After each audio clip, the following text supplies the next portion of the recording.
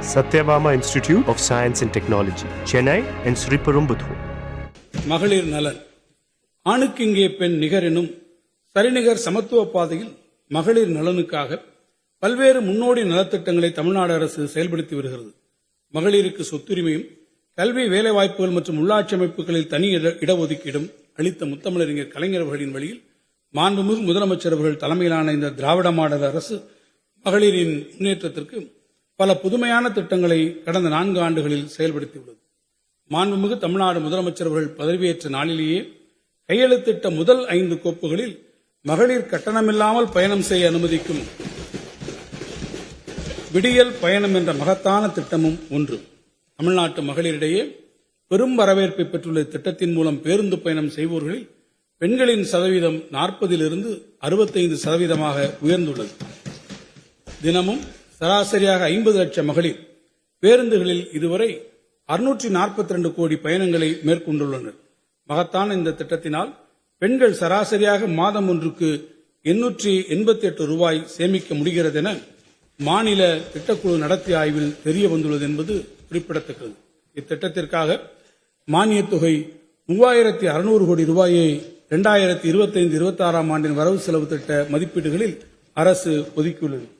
மகளிர் நல திட்டங்களுக்கெல்லாம் மகுடம் வைத்தது போல் அறிவிக்கப்பட்ட கலைஞர் மகளிர் உரிமை திட்டத்தின் மூலம் ஒவ்வொரு மாதமும் 1,15,00,000 குடும்பத் தலைவிகளுக்கு மாதம் 1000 ரூபாய் அவருடைய வங்கிக் கணக்கில் நேரடியாக செலுத்தப்பட்டு வருகிறது. இத்திட்டத்தினால் பயன்பெறும் இல்லத்தரசிகளுக்கு மாதந்தோறும் 1000 ரூபாய் என்பது அவருடைய அன்றாட வாழ்க்கைக்கு பேருதவியாக இருப்பது மட்டுமின்றி அவர்கள் கணிசமாக சேமிக்கவும் வழிவகுக்கிறது.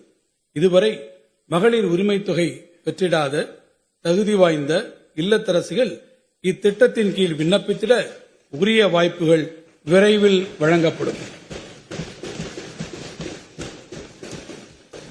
மகளிர் நலன் காக்கும் இத்திட்டத்திற்காக இந்த வரவு செலவு திட்டத்தில் 13,807 கோடி ரூபாய் நிதி ஒதுக்கீடு செய்யப்பட்டுள்ளது. ஏழை குடும்பங்களை சார்ந்த மாணவியர் உயர்கல்வி பயில்வதை உறுதி செய்யும் வகையில் அறிமுகப்படுத்தப்பட்ட மூவலூர் ராமாமிர்தம் அம்மையார் நினைவு புதுமை பெண் திட்டத்தின் கீழ் தற்போது 4,06,000 மாணவியர்கள் மாதந்தோறும் 1000 ரூபாய் பெற்று பயனடைந்து வருகிறார்கள்.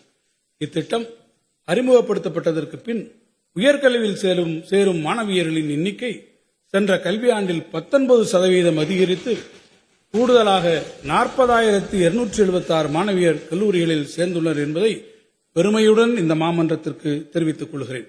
வரும் நிதியாண்டில் இத்திட்டத்தினை செயல்படுத்திட 420 கோடி ரூபாய் நிதி ஒதுக்கப்பட்டுள்ளது.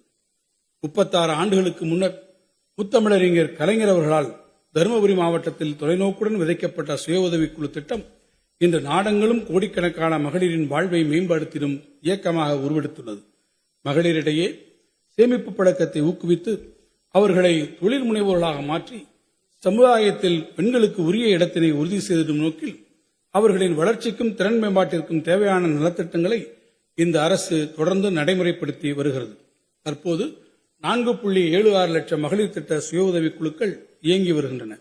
சுய உதவிக்குழு இயக்கத்தில் இதுவரை இணைந்திராத மகளிர் மற்றும் விளிம்பு நிலை வாழ் குடும்ப உறுப்பினர்களை கொண்டு 10,000 புதிய சுய உதவிக்குழுக்கள் வரும் நிதியாண்டில் உருவாக்கப்படும்.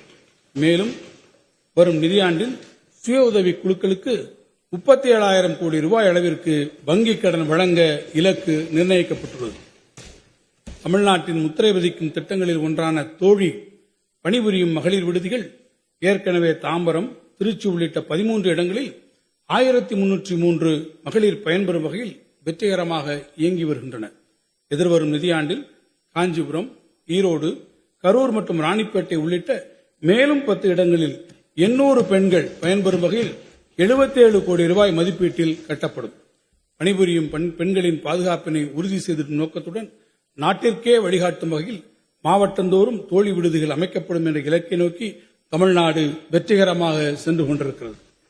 தமிழ்நாட்டின் குக்கிராமங்களில் இருந்தும் மாணவியர் தங்களது உயர்கல்வி கனவை நனவாக்கிடும் வகையில் பெருநகரங்களுக்கு வருகை புரியும் போது அவர்களுக்கு தரமிக்க மற்றும் பாதுகாப்பான விடுதி வசதிகள் அமைத்திட வேண்டிய தேவையை அரசு உணர்ந்துள்ளது.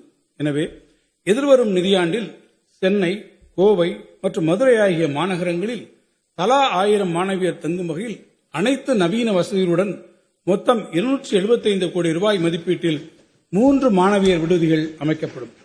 தமிழ்நாடு பணிபுரியும் மகளிர் விடுதிகள் நிறுவனத்தால் பராமரிக்கப்பட இருக்கும் இவ்விடுதிகளின் சேர்க்கையில் பொருளாதாரத்தில் பின்தங்கிய பிற்படுத்தப்பட்டோர், மிகவும் பிற்படுத்தப்பட்டோர், ஆதி திராவிடர், பழங்குடியினர் மற்றும் சிறுபான்மையின மாணவர்களுக்கு உரிய முன்னுரிமை வழங்கப்படும். 3ஆம் பாலினத்தவரின் நல்வாழ்விற்கென நாட்டிற்கே முன்னோடியாக பல்வேறு புதுமையான திட்டங்கள் தமிழ்நாட்டில் நடைமுறைப்படுத்தப்பட்டு வருகின்றன. இவர்களின் சமூக பொருளாதார மேம்பாட்டினை உறுதி செய்து வாழ்க்கையில் வெற்றி பெற அவர்கள் உயர்கல்வி கற்பது இன்றியமையாததாகும். எனவே புதுமை பெண் மற்றும் தமிழ் புதல்வன் திட்டத்தின் கீழ் உயர்கல்வி பயிலும் மாணவ மாணவியர்களுக்கு மாதந்தோறும் 1000 ரூபாய் உதவித்தொகை வழங்கும் திட்டம் இவர்களுக்கும் விரிவுபடுத்தப்படும். 3ஆம் பாலினத்தவர்களுக்கு உரிய விழிப்புணர்வினையும் வேலைவாய்ப்புகளில் சம வாய்ப்பையும் வழங்குவதன் மூலமே அவர்களுடைய கண்ணியமான வாழ்வினை உறுதி செய்த முடியும் என்று இந்த அரசு உறுதியாக நம்புகிறது. இந்த உயர் நோக்கத்தினை முன்னிறுத்தி ஓர் முன்னோடி முயற்சியாக 3ஆம் பாலினத்தவரை போக்குவரத்து மேலாண்மை, திருவிழா காலங்களில் கூட்ட நெரிசலை கட்டுப்படுத்தல் போன்ற பணிகளை மேற்கொள்ளும் வகையில் உரிய பயிற்சிகள் வழங்கி ஊர்காவல் படையில் ஈடுபடுத்திட திட்டமிடப்பட்டுள்ளது. இதன் முதற்கட்டமாக 50 3ஆம் பாலினத்தவர்களை கொண்டு சென்னை, தாம்பரம், ஆவடி மாநகரங்களில் இம்முன்னோடி திட்டம் செயல்படுத்தப்படும். இவ்வாறு பணிபுரியும் 3ஆம் பாலினத்தவரின் மதிப்பூதியம், பயிற்சி மற்றும் சீருடை போன்றவை ஊர்காவல் படையினருக்கு சமமான வகையில் வழங்கப்படும். இந்த முன்னோடி முயற்சி மூலம் 3ஆம் பாலினத்தவரின் சுயமரியாதையுடன் கூடிய வாழ்வு உறுதி செய்யப்படுவதுடன் அவர்கள் சமூக நீரோட்டத்தில் இரண்டர கலந்து வாழ்வதற்கான வாய்ப்பும் ஏற்படும்.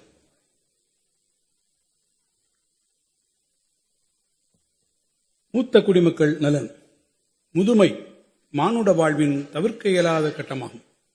தனிமை, மருத்துவ நலன் மற்றும் பொருளாதார சார்பு உள்ளிட்ட பல்வேறு சவால்களை எதிர்கொள்ள நேரிடும் மூத்த குடிமக்களின் முழுமையான பராமரிப்பிற்கென மதுரை, கோயம்புத்தூர், திருச்சி, சேலம், திருப்பூர், ஈரோடு, தூத்துக்குடி, வேலூர், தஞ்சாவூர் மற்றும் திண்டுக்கல் உள்ளிட்ட மாநகராட்சிகளில் 10 கோடி ரூபாய் நிதி ஒதுக்கீட்டில் 25 அன்புச்சோலை மையங்கள் அமைக்கப்படும்.